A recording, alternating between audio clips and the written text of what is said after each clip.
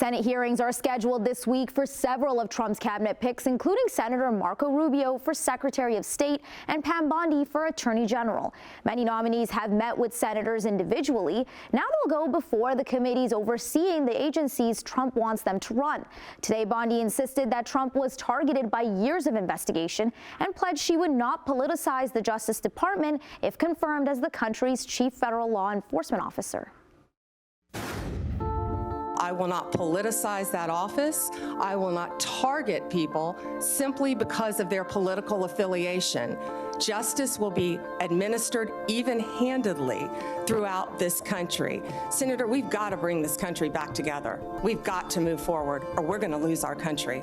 Democrats pressed Pam Bondi at her confirmation hearing about how loyal she will be to President-elect Donald Trump, who has vowed retribution against opponents in his second term. Ms. Bondi, you have many years of experience in law enforcement, including nearly a decade of service as Attorney General in one of the largest states of the nation.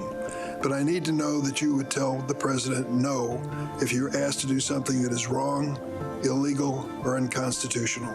Bondi is a former Florida Attorney General. During the hearing, she said she would work to restore confidence and integrity to the Department of Justice.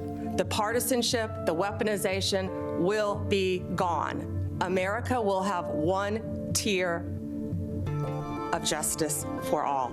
As the recent terrorist attacks in New Orleans and around the world have shown, our national security must be a high priority. President Trump has selected a nominee whose qualifications speak for themselves. When it comes to those convicted of crimes related to the January 6th attack on Capitol Hill, Bondi said she would consider recommending pardons on a case-by-case basis. If confirmed and if asked to advise the president, I will look at each and every file. But let me be very clear in speaking to you. I condemn any violence on a law enforcement officer in this country. She was also pressed on prosecuting Jack Smith. Ms. Bondi, is Jack Smith one of those bad prosecutors that you will prosecute as AG? Senator, you hesitated a bit when I said the bad ones.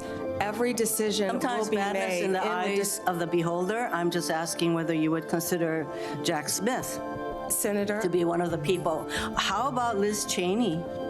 Senator, how about Merrick Garland? I am not going to answer hypotheticals. No one has been prejudged. She clashed with Senator Alex Padilla when asked if she'll uphold birthright citizenship. Can you tell me in this committee what the citizenship clause of the 14th Amendment says?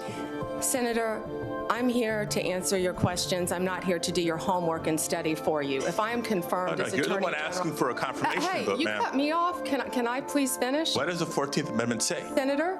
Senator, the 14th Amendment, we all know, addresses birthright citizenship. Bondi was among 6 cabinet picks who were scheduled for hearings today, including Marco Rubio for Secretary of State and John Ratcliffe for CIA Director. Unlike many of Trump's cabinet selections, Rubio is expected to easily win confirmation. Many expect he will be among the first of Trump's cabinet picks approved. Today, Rubio voiced his support for a law preventing Trump from withdrawing from NATO without congressional approval. President Trump has appointed an ambassador nominee for NATO, which clearly indicates his role to engage in that. Second is the law is what it is. Obviously, as you've mentioned, I was a co-sponsor of the law, and so it's tough to say I'm not in support of a law that I hope to pass, and that I think it's an important role for Congress to play, because frankly, it's not just about the withdrawal piece of it, it's the contributions we make towards the power of the purse still resides with the Congress. He also said both Russia and Ukraine will need to make concessions to end the war in Ukraine. And I think it should be the official policy of the United States that we want to see it end. Now, what that master plan looks like is going to be hard work. This is not going to be an easy endeavor, but it's going to require bold diplomacy. And my hope is that it could begin with some ceasefire. And we're going to have, in order to achieve objectives like the one that needs to occur in Ukraine, it is important for everyone to be realistic. The hearings come as the Republican-led Senate appears to be largely falling in line behind the president-elect's choices. Trump's term begins on Monday.